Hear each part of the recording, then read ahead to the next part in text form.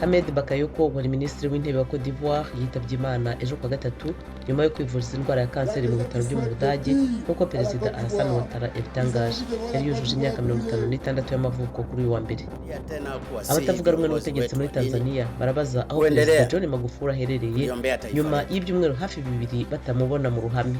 Byabyukije impungenge ku bireba ubuzima bwe, bamwe bavuga ko yaba arwaye COVID-19. Inteko ishinga amategeko ya Libya yari yemeje guverinoma y'ubumwe yo kuyobora kuzageza mu kwezi kwa 12 iki gihugu cyogojwe n'intambara.